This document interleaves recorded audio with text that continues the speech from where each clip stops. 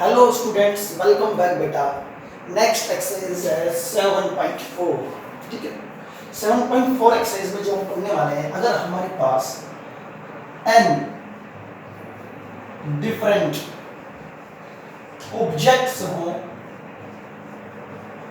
और क्वेश्चन ये है कि जो n डिफरेंट ऑब्जेक्ट्स हैं उस n डिफरेंट ऑब्जेक्ट्स में से p ऑब्जेक्ट्स ऐसे हैं जो हमेशा एक साथ रहना चाहते हैं। p objects always come together. इस तरह का क्वेश्चन आएगा आपके सामने। मतलब आपको n डिफरेंट थिंग्स दे दी जाए बेटा, n डिफरेंट थिंग्स दे दी जाए तो मुझे पता है कि मैं n डिफरेंट चीजों को मैं n फैक्टोरियल तरीके से अरेंज कर सकता हूँ। यहाँ पे n डिफरेंट थिंग्स में से p ऑब्जेक्ट को हमेशा कैसे आना चाहिए? p ऑब्जेक्ट हमेशा कम्स टुगेदर, मतलब p ऑब्जेक्ट्स हमेशा एक साथ आने चाहिए। ये क्वेश्चन है हमारे पास। ठीक है, n डिफरेंट ऑब्जेक्ट हमें गिवन है, n में से p ऑब्जेक्ट ऐसे हैं जो हमेशा एक साथ आने चाहिए, बाकी जो ऑब्जेक्ट मुझे वो चाहे कैसे भी आए। तो इसका मतलब टोटल ऑब्जेक्ट्स हमारे पास n। अब इस n में से p ऑब्जेक्ट्स कैसे हैं? जो ऑलवेज कम टुगेदर। ठीक है, n में से p ऑब्जेक्ट्स हमेशा एक साथ आना चाहते हैं, तो बाकी कितने बच गए? बाकी बच गए n में से p घटा दो तो n माइनस p बच गए। ये चाहे कैसे भी आए कोई प्रॉब्लम नहीं है। ठीक है बेटा, तो मैंने क्या करा, मेरे पास n ऑब्जेक्ट्स थे, मान लेते हैं n ऑब्जेक्ट्स पड़े हुए हैं, 1 2 3, मान लेते हैं n नंबर पड़े हुए हैं, n मान लेते हैं। इसमें से p नंबर ऐसे हैं, p दोस्त ऐसे हैं, मान लीजिए n फ्रेंड्स का एक ग्रुप है जो मूवी देखने जाता है। ठीक है, n फ्रेंड्स का एक ग्रुप है जो मूवी देखना चाहता है, जिसमें से p फ्रेंड्स ये ऐसे हैं जो ये कहते हैं कि अगर हम रहेंगे तो एक साथ ही रहेंगे। ठीक है ना, बैठेंगे तो एक पास की सीट पे बैठेंगे, एक दूसरे से दूर नहीं बैठेंगे। ठीक है ना, तो अगर एक दूसरे से दूर ये लोग नहीं बैठना चाहते, बाकी के जो बच गए n माइनस n में से p घटा दें तो n माइनस p जो फ्रेंड्स बच गए, ये कैसे भी अरेंज कर सकते हैं, इन्हें कोई प्रॉब्लम नहीं कि दूर दूर बैठेंगे या पास पास बैठेंगे, कैसे भी बैठेंगे कोई प्रॉब्लम नहीं। तो p ऑब्जेक्ट से ये चाहते हैं कि हम सभी एक साथ बैठने चाहिए। तो हम क्या करते हैं बेटा, इसको करने के लिए क्या करते हैं, अब इस n ऑब्जेक्ट्स मैंने यहाँ ले ली, इसमें से मैंने p ऑब्जेक्ट्स उठा लिए, p ऑब्जेक्ट्स ये उठा लिए, ये तो p ऑब्जेक्ट्स बच गए। अब n में से जो बाकी बच गए ना बेटा, n माइनस p, क्या बच गया बेटा बाकी? n माइनस p, उसको मैंने अलग ले लिया, इनका ग्रुप अलग बना लिया, इनका ग्रुप अलग बना लिया। तो मैंने क्या करा, p ऑब्जेक्ट्स जो थे हमारे पास, ये सब ये सारे के सारे एक साथ रहना चाहते हैं बेटा, एक साथ रहना चाहते हैं। बाकी जो n माइनस p जो लोग यहाँ बैठे हुए हैं, n माइनस p ऑब्जेक्ट कह लो या फिर लोग कह लो या पीपल कह लो या स्टूडेंट्स कह लो, जो भी कह लो, वो जो लोग हैं वो यहाँ हैं, उनको मैंने ऐसे एक अलग अलग बॉक्स में रख दिया, एक बॉक्स में एक रख दिया। ठीक है ना, ये काउंटिंग में कितने बेटा? n माइनस p, ये काउंटिंग में n माइनस p है। और ये जो p ऑब्जेक्ट है जिसे मैंने एक ही बॉक्स के अंदर फिक्स कर दिया, क्योंकि ये p ऑब्जेक्ट बेटा एक साथ रहना चाहते हैं, एक दूसरे से अलग नहीं होना चाहते। तो हम क्या करते हैं, इसको समझाने के लिए मैं ऐसे समझाता हूँ बच्चों को कि इन सभी को एक रस्सी से बांध दो, एक रोप लेकर आओ, इन सभी को बांध दो। बांधने का मतलब ये होता है, जब मैंने इन सबको बांध दिया बेटा, इनको लाइन में बैठा रहे हैं, ऐसे ग्रुप नहीं बना रहे, लाइन में ही बैठाना है, लाइन बनानी इन सब लोगों की, लेकिन ये p लोग एक साथ बैठना चाहते हैं।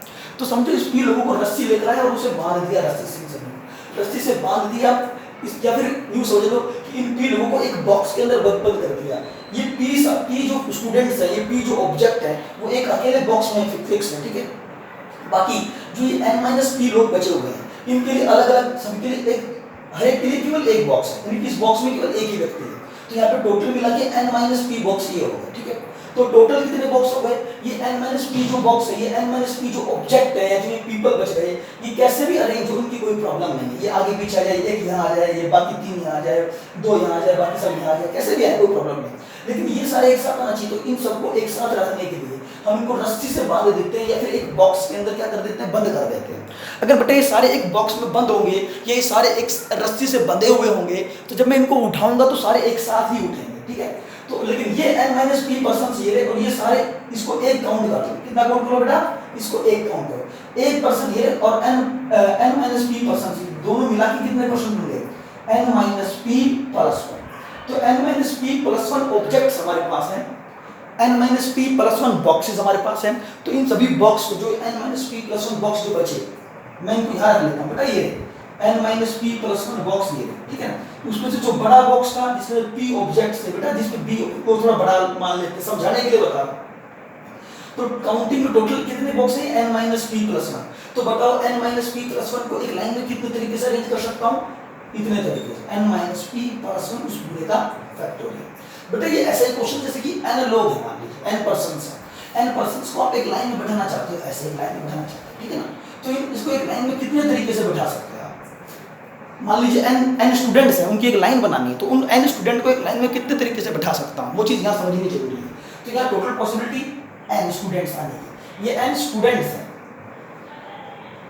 यहाँ पॉसिबिलिटी n स्टूडेंट्स आने की, यहाँ possibility n minus one student आने की, यहाँ n माइनस टू, यहाँ n माइनस थ्री, चलते रहो बेटा। लास्ट वाला जो बॉक्स होगा उसमें पॉसिबिलिटी वन की, मतलब यहाँ पे n में से कोई एक स्टूडेंट बैठेगा, लेकिन पॉसिबिलिटी n की है, ठीक है। एक स्टूडेंट बैठ गया, अब कितने स्टूडेंट बच गए, n माइनस वन, तो यहाँ पे n माइनस वन स्टूडेंट को बैठने की पॉसिबिलिटी। यहाँ पर एक बच्चा बैठ गया, दो बच्चे बैठ चुके, एक यहाँ पर एक यहाँ पर, तो दो बच्चे तो बैठ चुके हैं, बच कितने गए, n माइनस टू स्टूडेंट्स बच गए, तो यहाँ possibility n minus two students. तो इस तरह से करते करते यहाँ पे लास्ट में बन गई, ठीक है। कितने स्टूडेंट है, n स्टूडेंट है, और ये बॉक्स कितने, ये भी n ही है। इन सभी n स्टूडेंट को एक लाइन में बैठाएं, तो इस तरह से बैठा सकता हूँ, तो इन सबका मल्टीप्लिकेशन कर दो ऐसे, ठीक है, इनटू में बनता है। तो बेटा ये एक से लेकर n तक काउंटिंग जिसे हम n फैक्टोरियल से रिप्रेजेंट करते हैं। तो यहाँ पे मैंने ये दिखाया कि n स्टूडेंट को मैं n फैक्टोरियल तरीके से एक लाइन में बिठा सकता हूँ, n स्टूडेंट्स को मैं एक लाइन में n फैक्टोरियल तरीके से बिठा सकता हूँ। तो इसी तरह से बेटा, इसी तरह से जैसे कि मैं आप 10 स्टूडेंट को कहूँ, आप 10 स्टूडेंट को एक लाइन में कितने तरीके से बिठा सकते हैं, 10 फैक्टोरियल तरीके से, सीधी सी बात। 5 स्टूडेंट को कितने तरीके से बिठा सकते हैं, 5 फैक्टोरियल तरीके से बिठा सकते हैं, ठीक है जी। तो इसी तरह से मैं यहाँ बात कर रहा था, टोटल स्टूडेंट कितने हो गए, एक ही, इसको एक मान लिया, इसको n माइनस पी, तो टोटल कितने हो गए, n minus P plus one, दोनों को ऐड कर दे, टोटल काउंटिंग में कितने हो गए, ये हो गए टोटल। अब इनको मैं कितने तरीके से अरेंज कर सकता हूँ, n minus P plus one का फैक्टोरियल, इतने तरीके से अरेंज कर सकता हूँ। लेकिन बेटा इसको तो आपने एक ही माना था ना, इसको तो एक ही बॉक्स माना था, तो ये उठेगा तो पूरा एक साथ उठेगा, ठीक है ना। तो यानी ये पी के पी ऑब्जेक्ट जो है एक साथ उठेंगे, तो एक साथ उठेंगे तो ये अलग अलग नहीं रहेंगे एक दूसरे से, ये सभी एक साथ ही रहेंगे, इनको एक दूसरे से अलग अलग नहीं हो सकते, ठीक है ना। तो अगर ये अलग अलग नहीं हो सकते तो हमने इन सभी को n minus P plus one factorial तरीके से अरेंज कर दिया। लेकिन इस बॉक्स के अंदर जो ये n ऑब्जेक्ट p ऑब्जेक्ट जो पड़े हुए हैं, इस बॉक्स में बेटा जो p ऑब्जेक्ट पड़े हुए हैं, ये आपस में तो अंदर तो इंटरचेंज हो सकते हैं ना, ये सभी p ऑब्जेक्ट बेटा अंदर तो इंटरचेंज हो सकते हैं, ऐसे बैठे हुए हैं p ऑब्जेक्ट बैठे, p पर्सन बैठे हुए हैं, ठीक है, p पर्सन बैठे हुए हैं, ये आपस में इंटरचेंज हो सकते हैं। ये आपस में कितने तरीके से इंटरचेंज हो सकते हैं, p व्यक्ति हैं, p लोग हैं, p ऑब्जेक्ट हैं, कितने तरीके से, p फैक्टोरियल तरीके, तो इनटू में p फैक्टोरियल और लगा, बस दैट इज द सॉल्यूशन। ये आपस में इंटरचेंज कितने तरीके से हो सकते हैं, p फैक्टोरियल अंदर ही p फैक्टोरियल तरीके से हो सकते हैं, तो n minus p plus one का फैक्टोरियल इनटू में p फैक्टोरियल। तो इस तरह से अगर n डिफरेंट ऑब्जेक्ट दे दिए जाए, उसमें से p ऑब्जेक्ट जो हमेशा एक साथ बैठना चाहते हैं, ठीक है, तो उनको कितने तरीके से अरेंज कर सकते हैं, n minus p plus one का फैक्टोरियल इनटू में p फैक्टोरियल, ठीक है। तो आगे इसका एक एग्जांपल देना चाहूंगा मैं आपको, देखते हैं क्या है।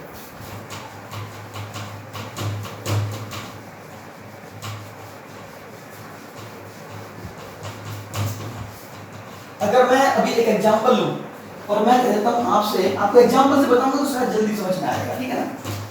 तो ये एक जनरल केस था, जैसे कि मान लीजिए 10 पर्सन्स हैं, 10 पर्सन्स, इसमें से 3 पक्के दोस्त हैं, 3 बेस्ट फ्रेंड हैं, बाकी 7 और अदर पर्सन्स, ठीक है। ये कहते हैं कैसे कैसे ही बैठ जाएंगे, कोई प्रॉब्लम नहीं है, ये 7 अदर फ्रेंड्स होगा, ठीक है। ये 3 लोग हैं, 10 में से 3 लोग पक्के दोस्त हैं, कहते हैं जी जहाँ जाएंगे वहाँ एक साथ ही बैठेंगे जी, हमें कोई नहीं रोक सकता।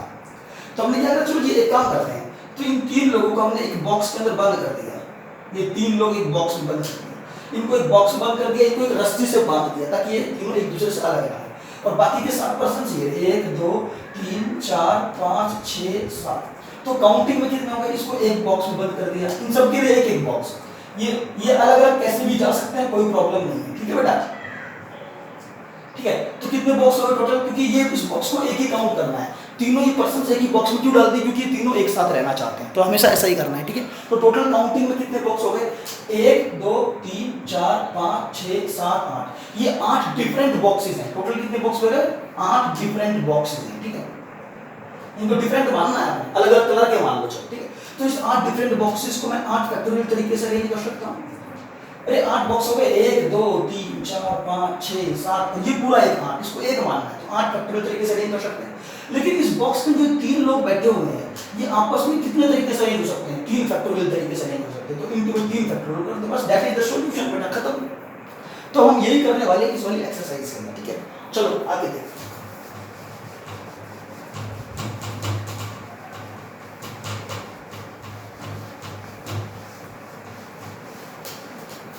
अगर मैं क्वेश्चन की बात करता हूं तो एक्सरसाइज है 7.4 एक्सरसाइज, ठीक है। 7.4 एक्सरसाइज का पहला question, 6 children stand in Q. 6 बच्चों को एक लाइन में कितने तरीके से बिठा सकते हैं? बेटा 6 बच्चे हैं, उनको एक लाइन में कैसे कितने तरीके से बिठा सकते हैं? पहला क्वेश्चन, 6 स्टूडेंट्स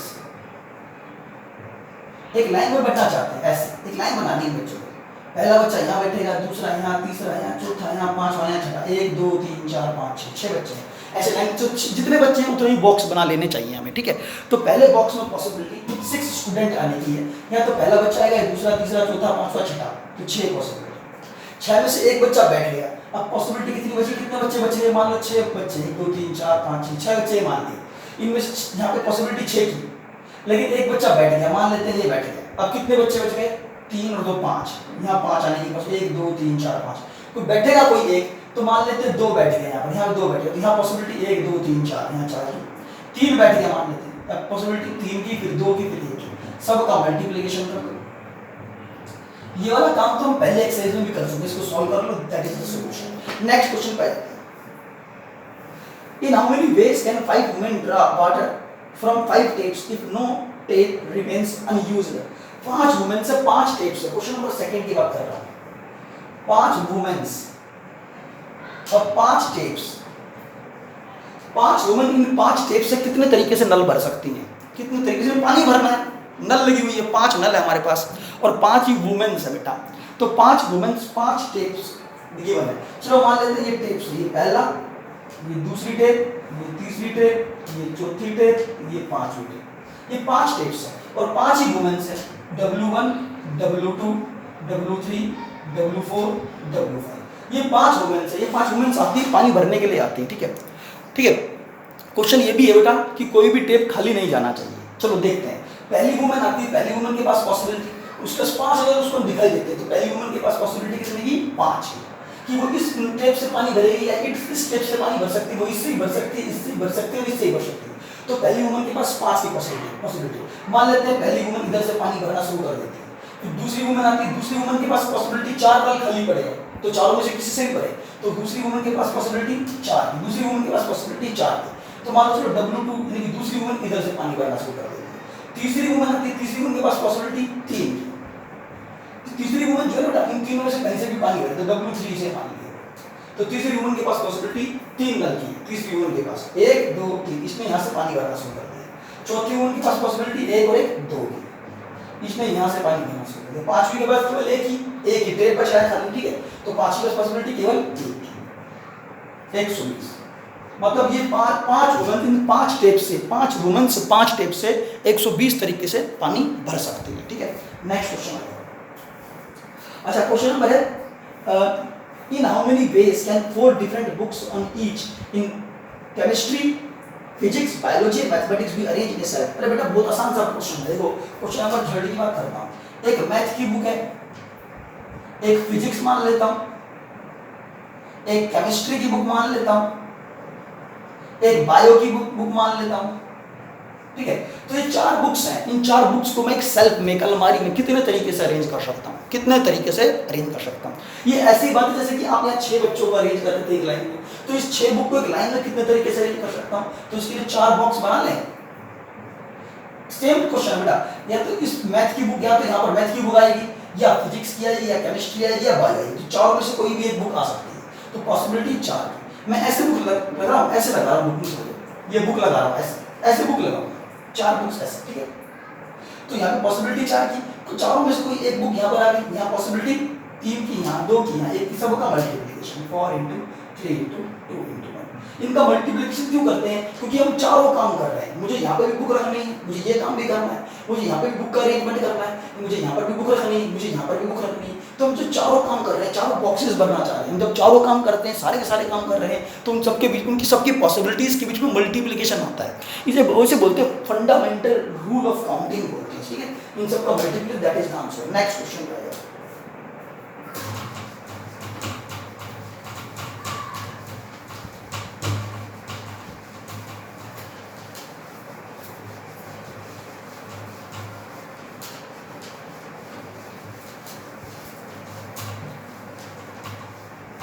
हाँ जी, नेक्स्ट क्वेश्चन में बेटा फोर्थ क्वेश्चन बेटा अपने आप करेंगे। क्वेश्चन नंबर 5 में आया, a student wants to arrange 3 economics, 2 history, 4 English books on a shelf. 3 economics की बुक्स है बेटा। पांचवें क्वेश्चन में क्या है? 3 इकोनॉमिक्स की बुक्स, ठीक है। 2 हिस्ट्री की, 4 इंग्लिश की। 2 हिस्ट्री की बुक्स हैं, 4 इंग्लिश की बुक्स हैं, ठीक है। अब क्वेश्चन क्या है वो देखना। A student wants to arrange 3 economics, 2 history, 4 English books on a shelf। एक अलमारी के अंदर एक स्टूडेंट 3 इकोनॉमिक्स, 2 हिस्ट्री, 4 इंग्लिश की बुक्स को एक शेल्फ में अरेंज करना चाहता है, ठीक है ना। If the book on the same subject, एक ही सब्जेक्ट की जो बुक्स है, जो एक ही सब्जेक्ट की जो बुक है वो सारी डिफरेंट है। मतलब कहने का मतलब है 3 इकोनॉमिक्स की जो बुक है ना, समझ लो एक 9th क्लास की है, एक 11th क्लास की है, एक 12th क्लास की। हालांकि 9th क्लास में इकोनॉमिक्स नहीं आती, लेकिन कहने का मतलब जो 3 इकोनॉमिक्स की बुक है बेटा, वो तीनों बुक्स अलग अलग क्लास की हैं, तीनों डिफरेंट है, यानी कि तीनों अलग अलग क्लास की हैं। 2 हिस्ट्री की हैं, मान लेते हैं एक 11th की और दूसरी क्या है 12th की। 4 इंग्लिश की हैं, एक 9th की मान लो, एक 10th की मान लो, एक 11th की मान लो और एक 12th की मान लो, इस तरह से मान लो, ठीक है जी। अब देखना क्वेश्चन क्या है, the number of possible arrangement. बताओ कितना पॉसिबल, किस तरह से इन 3 बुक्स, 2 हिस्ट्री की, 4 इंग्लिश की, 3 इकोनॉमिक्स की, 2 हिस्ट्री की और 4 इस इंग्लिश की बुक्स को मैं कितने तरीके से अरेंज कर सकता हूँ। टोटल बुक्स कितनी है चेक कर लो। 4 3 7 8 9 बुक्स है, ठीक है। तो 9 बुक को मैं कितने तरीके से अरेंज कर सकता हूँ। अब इसने ये नहीं कहा कैसे करना है, कैसे भी करो। एक बार बताओ, 3 इकोनॉमिक्स की बुक, एक 9th की, एक 11th की, एक 12th की, तो तीनों इकोनॉमिक्स की बुक बेटा डिफरेंट है। 2 हिस्ट्री की बुक है, दोनों डिफरेंट है। 4 इंग्लिश की, चारों डिफरेंट है। तो इसका मतलब इसका मतलब ये है कि जो 9 बुक्स है टोटल ये, उसमें 9 की 9 बुक्स सारी की सारी डिफरेंट है बेटा, इसमें कोई भी 2 बुक्स सेम नहीं है, समझ गए। तो 9 बुक्स को कैसे अरेंज करूंगा, उसके लिए 9 बॉक्सेस बना लो। 1 2 3 4 5 6 7 8 9, 1 2 3 4 5 6 7 8 9। तो यहाँ पॉसिबिलिटी 9 में से कोई सी भी एक बुक आए, एक बुक यहाँ रख दी, कितनी बच गई 8। तो यहाँ पॉसिबिलिटी 8 की, यहाँ 7 की, 6 5 4 3 2 1, इन सब का मल्टीप्लिकेशन कर दो, दैट इज द सॉल्यूशन, ठीक है। हो गया, अपने आप करना है मल्टीप्लाई, ठीक है। अगला सेकंड पार्ट क्या रहता है देखते हैं। अब देखना सेकंड पार्ट में the number of possible arrangement क्या होगा if all the books on the particular subject, if all books on a particular subject are to be together. मतलब ये हुआ इकोनॉमिक्स की बुक सारी की सारी एक साथ ही आनी चाहिए, इकोनॉमिक्स की 3 बुक्स एक साथ ही आनी चाहिए, और हिस्ट्री की जो 2 बुक है वो एक साथ ही आनी चाहिए, और इंग्लिश की जो 4 बुक हैं वो चारों एक साथ ही आनी चाहिए। अब मैं इसको ऐसे अरेंज करूँ, शेल्फ में अरेंज करना है, 9 किताबों को अरेंज करना वही है अरेंजमेंट, 9 किताबों का अरेंजमेंट ही करना है, लेकिन अरेंजमेंट इस तरह से हो कि तीनों इकोनॉमिक्स की बुक बेटा एक साथ ही रहे। 3 इकोनॉमिक्स की बुक के बीच में हिस्ट्री या इंग्लिश की बुक नहीं आनी चाहिए, इसका मतलब ये हुआ। 2 हिस्ट्री की बुक बेटा एक साथ ही रहे, ठीक है ना। 4 इंग्लिश की बुक ये भी बेटा एक साथ ही रहे, ठीक है। तो हम एक काम करते हैं, मैं 3 रोप्स लेकर आता हूँ, 3 रस्सियाँ लेकर आता हूँ। मैं क्या करता हूँ, 3 रस्सियाँ लेकर आता हूँ, पहले 3 इकोनॉमिक्स की बुक उठाता हूँ, ये तीनों इकोनॉमिक्स की बुक है, तीनों कैसी बुक है बेटा, तीनों इको की। इसको मैं एक रस्सी से बांध देता हूँ। क्या कर दिया मैंने, तीनों इकोनॉमिक्स की बुक को एक रस्सी से बांध दिया। 3 इकोनॉमिक्स की बुक है, उनको मैंने रस्सी से बांध दिया, ठीक है। चलो यहाँ कर देता हूँ, ये तीनों इकोनॉमिक्स की बुक है, इसको मैंने रस्सी से बांध दिया। 2 हिस्ट्री की बुक है, ये 2 हिस्ट्री की बुक मान लो, इसको मैंने फिर रस्सी से बांध दिया, दोनों हिस्ट्री की बुक है। 4 इंग्लिश की बुक है, 4 इंग्लिश, 1 2 3 4, इनको फिर मैंने रस्सी से बांध दिया, ये इंग्लिश की 4 बुक्स। अच्छा, जब मैं इनको रस्सी से बांध दूंगा, इनको यानी कि इनको पैक कर दूंगा, इनके एक बंडल बना दूंगा, तो यहाँ पे टोटल मिला के 3 बंडल बने। बांधने का रीजन क्या है, क्यों बांध रहा हूँ, ताकि तीनों बुक्स हमेशा एक साथ रहें, एक दूसरे से अलग नहीं, ठीक है। जैसे मैं इनको बंडल बना दूंगा, रस्सी से बांध के मैं बंडल बना दूंगा, तो बंडल पूरा एक साथ उठेगा, तो पूरे तीनों बुक एक साथ उठेंगे, यानी कि तीनों एक दूसरे से अलग नहीं होंगे। इस तरह से 2 हिस्ट्री की एक साथ ही उठेंगे और 4 इंग्लिश की एक साथ ही उठेंगे। टोटल कितने बंडल बने, 3। इन तीनों बंडल को मैं आपस में इंटरचेंज कर सकता हूँ। कितने तरीके से कर सकता हूँ, अब मैं टोटल नंबर ऑफ बेस बता रहा हूँ, 3 फैक्टोरियल तरीके से। 3 बंडल है, 3 बंडल को मैं कितने तरीके से अरेंज कर सकता हूँ, इन तीनों को आपस में कितने तरीके से अरेंज कर सकता हूँ, 3 फैक्टोरियल तरीके से, ठीक है ना बेटा। ये समझ लो। अब ये बड़ा बॉक्स है, ये एक बॉक्स ये आ गया, दूसरा ये आ गया और एक तीसरा ये आ गया। अरे इंग्लिश इकोनॉमिक्स हिस्ट्री इंग्लिश को कितने तरीके से कर सकते हैं, इन तीनों बॉक्स को 3 फैक्टोरियल तरीके से, ठीक है ना, 3 फैक्टोरियल तरीके से अरेंज हो गए। लेकिन इकोनॉमिक्स की जो 3 बंडल है, जो 3 बुक्स है, सॉरी इकोनॉमिक्स की जो 3 बुक्स हैं, ये 3 बुक्स आपस में तो अरेंज हो सकती हैं। एक 9th की बुक है, क्योंकि मैंने पहले बताया, एक 9th की बुक है, एक 11th की, एक 12th, ये तीनों डिफरेंट बुक्स हैं, लेकिन ये आपस में इंटरचेंज कितने तरीके से हो सकती है। ये 9th की मान लो, ये 10th की और ये 11th की मान लो, ये आपस में 3 फैक्टोरियल तरीके से अरेंज हो सकती है, तो मल्टीप्लाई में 3 फैक्टोरियल। ये हिस्ट्री की बुक है, ये 11th क्लास की, ये 12th क्लास की, ये आपस में तो इंटरचेंज हो सकती है कितने तरीके से, 2 बुक्स हैं, 2 फैक्टोरियल तरीके से अरेंज हो सकती है। और ये 4 इंग्लिश की बुक है, एक 9th की, एक 10th की, एक 11th की, एक 12th की, तो ये 4 इंग्लिश की बुक आपस में इंटरचेंज हो सकती है। कितने तरीके से इंटरचेंज हो सकती है बेटा, 4 फैक्टोरियल तरीके से इंटरचेंज हो सकती है, तो इनको 4 फैक्टोरियल तरीके से इंटरचेंज कर सकते हैं। अब इसको सॉल्व कर लो, बस ये आंसर है। 3 फैक्टोरियल मतलब 3 × 2 × 1, 3 × 2 × 1, 2 × 1, 4 फैक्टोरियल मतलब 4 × 3 × 2 × 1। बट इन सब का मल्टीप्लिकेशन पूरा सॉल्व करो, इतने तरीके से हम इसको सॉल्व इतने तरीके से इनको अरेंज कर सकते हैं, ठीक है ना। चलो नेक्स्ट क्वेश्चन पे आते हैं। मल्टीप्लिकेशन करने का रीजन क्या है, एक तो इन तीनों को आपस में, बॉक्स को आपस में इंटरचेंज तो करना है, एक काम तो ये करना है, दूसरा इसके अंदर बॉक्स के अंदर जो बुक्स है वो भी तो आपस में इंटरचेंज हो सकती हैं, तो बॉक्स के अंदर जो बुक है वो भी इंटरचेंज हो रही है, इसलिए दोनों काम कर रहे हैं, सारे काम कर रहे हैं, हम 4 काम कर रहे हैं। बॉक्स को इंटरचेंज कर रहे हैं 3 फैक्टोरियल तरीके से, इन तीनों को अरेंज कर रहे हैं 3 फैक्टोरियल तरीके से, इन दोनों को 2 फैक्टोरियल तरीके से, इन चारों को 4 फैक्टोरियल, तो 4 काम करते, चारों में मल्टीप्लिकेशन आएगा।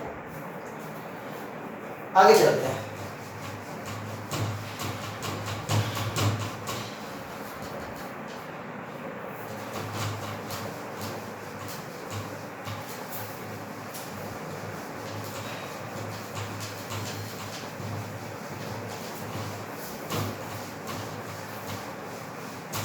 ये बेटा क्वेश्चन नंबर कौन सा था, 5th था।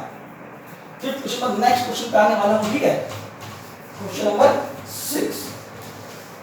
ये बेटा वीडियो बनाने का उद्देश्य क्या है, एम क्या है, क्यों बना रहा हूं वीडियो, ये भी पढ़ा भी ना, ऑनलाइन भी पढ़ा रहे हैं और वीडियो बना रहे हैं। उसका मीनिंग है जो बच्चा ऑनलाइन नहीं आ पा रहा है, जिसका नेटवर्क प्रॉब्लम है, इसको उसके लिए बस, बाकी किसी के लिए नहीं है। How many 6 digit telephone number, कितने बेटा 6 डिजिट का टेलीफोन नंबर है हमारे पास, can be constructed with the digits 0, 1, 2, 3, 4, 5, 6, 7, 8, 9. If each number start with letter 35, no digit will appear more than once. 6 digit का नंबर बनाना था, 6 बॉक्स बना लो। 6 डिजिट का number बनाना चाहता हूं, 6 बॉक्स बना लो, 1, 2, 3, 4, 5 और ये 6, और डिजिट्स ये यूज करनी, इन डिजिट्स का यूज करके बनाना है।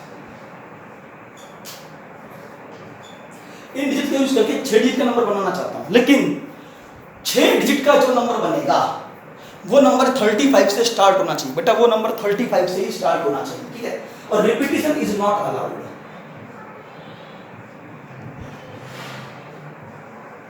Not allowed. अब सबसे बड़ी बात पता है क्या कहता है, रिपीटिशन तो चलो अलाउड नहीं है, और जो डिजिट्स आपके सामने लेकर 0 से लेकर 9 तक, इन सभी डिजिट्स का यूज करना है, ठीक है। रिपीटिशन अलाउड नहीं है, इसका मतलब आप जानते हैं कि इनके अंदर 6 डिजिट बनेगी, जो 6 डिजिट से एक नंबर बनेगा उसमें सारी 6 की 6 डिजिट दोनों अलग अलग होनी चाहिए, 6 की 6 डिजिट अलग अलग होनी चाहिए, कोई भी 2 डिजिट सेम नहीं हो सकती, ठीक है। अच्छा जी, जो नंबर बनाना चाहता हूँ 35 से शुरू होना चाहिए, 35 से शुरू होना चाहिए, एक सबसे खास बात है। तो जो भी नंबर बनेगा वो 35 से शुरू होगा, मतलब यहाँ पे 3 फिक्स है, तो यहाँ पॉसिबिलिटी कितनी 1, यहाँ 5 फिक्स है, तो यहाँ पॉसिबिलिटी कितनी 1, क्योंकि बेटा नंबर 35 से शुरू हो रहा है, तो 35 से ही कोड नंबर है, मान लो उसका कोड नंबर 35 है।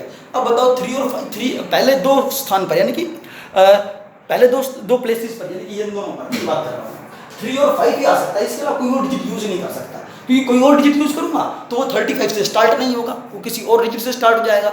उसने कहा कि ये सभी नंबर 35 से स्टार्ट होने चाहिए।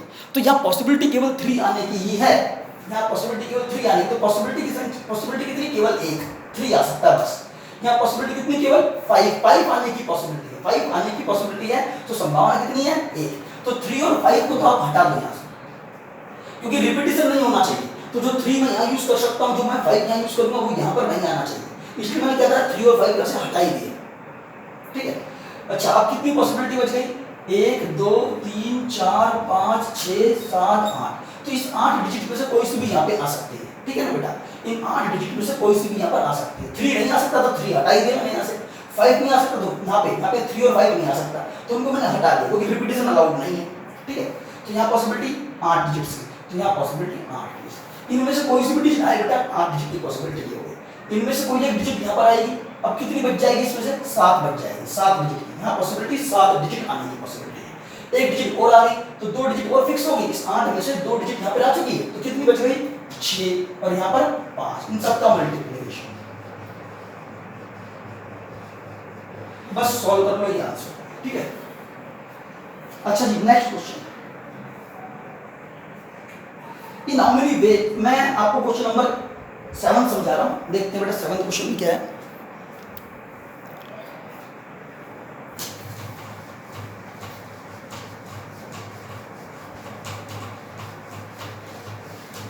क्वेश्चन नंबर 7 में कहता है if there are 6 periods in each working day of a school, in how many ways can one arrange 5 subject?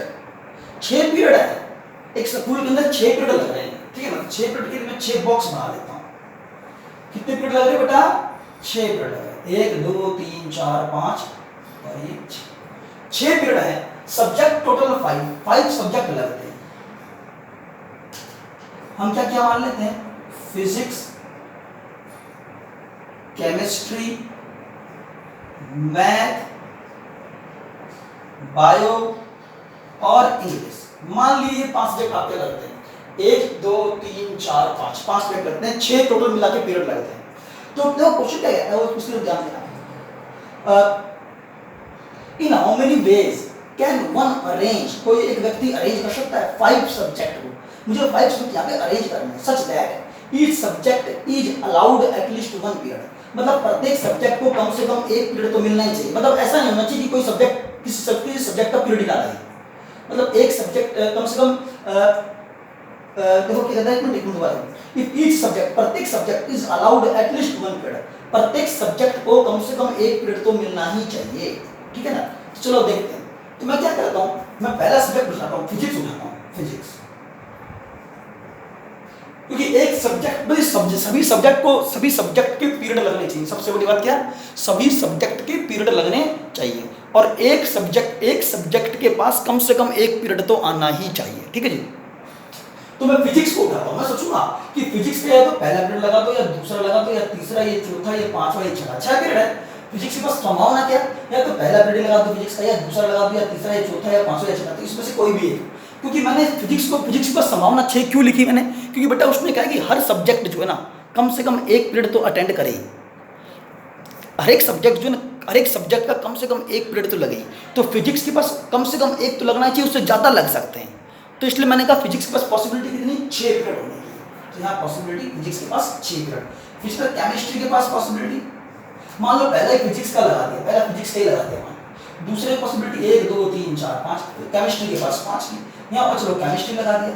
Math के पास पॉसिबिलिटी, मैथ के पास कितनी पॉसिबिलिटी है पीरियड आने की, 1 2 3, कम से कम 1 तो आएगा ही, और 4 ज्यादा भी आ सकता है, तो 4 पीरियड भी आ सकते हैं, इसलिए 4 की। बायो के पास पॉसिबिलिटी, चलो ये मैथ का आ गया, बायो के पास पॉसिबिलिटी 1 2 3 की, ठीक है। इंग्लिश के पास पॉसिबिलिटी, इंग्लिश के पास, अच्छा बायो का मान लेते हैं, चलो यहाँ आ गया, इंग्लिश के पास पॉसिबिलिटी 1 और 1 2 पॉसिबिलिटी दो है, लेकिन पीरियड तो फिलहाल तो मैं 1 ही लगाऊंगा ना, फिजिक्स 6 में से किसी एक में आ सकता है, तो मैं यहाँ लगा दिया फिलहाल 1 पीरियड लगा दिया, संभावना तो इसकी है 6 पीरियड आने की, ठीक है ना। अच्छा फिजिक्स के पास 6 की है, केमिस्ट्री के पास 5 की, मैथ के पास 4 की, बायो के पास 3 की, इंग्लिश बच गया, इंग्लिश के पास कितनी थी 2 की, इंग्लिश के पास 2 की, लेकिन फिर भी एक पीरियड अभी भी बच गया, वो खाली पड़ा हुआ है, 1 पीरियड अभी भी बच गया, मैंने 5 सब्जेक्ट लगा दिए, लेकिन एक पीरियड अभी भी हमारे पास वैकेंट है। 5 मिनट लगे, 1 2 3 4 5। अब इन सबका मल्टीप्लिकेशन कर लो, 6 गुना में 5 गुना में 4 गुना में 3 गुना में 2 गुना में, इन सबका मल्टीप्लिकेशन क्यों? क्योंकि 5 के 5 पीरियड 5 के 5 सब्जेक्ट लगाने हैं, 500 सब्जेक्ट लगाने, इसलिए सबकी मल्टीप्लिकेशन। लेकिन ये कितने पीरियड भरे? तो 5 ही भरे, एक पीरियड अभी भी खाली है। तो जो एक पीरियड बच रहा है खाली, उसके बाद संभावना क्या? उस लास्ट पीरियड जो बच रहा है बस उसके अंदर मैं या तो फिजिक्स लगा सकता हूँ या केमिस्ट्री लगा सकता हूँ, जो बच रहा है उसमें कोई सब्जेक्ट लगा दो, ठीक है ना? क्योंकि दो पीरियड एक ही सब्जेक्ट के हो सकते हैं, ठीक है ना? क्योंकि प्रत्येक सब्जेक्ट कम से कम एक पीरियड तो ले रहेंगे ना, तो इसलिए वो 2 पीरियड भी ले सकता है। तो इसलिए मैं कहूँगा जो लास्ट पीरियड जो खाली है उसके अंदर फिजिक्स भी लगा सकता हूँ, केमिस्ट्री भी, मैथ भी, बायो भी, इंग्लिश 5% है। इन सब का मल्टीप्लिकेशन बस खत्म। नेक्स्ट क्वेश्चन, ठीक है? अब मैं आ रहा हूँ क्वेश्चन नंबर 8 पर। बस आज के लिए इतना ही बहुत बड़ा। Thank you.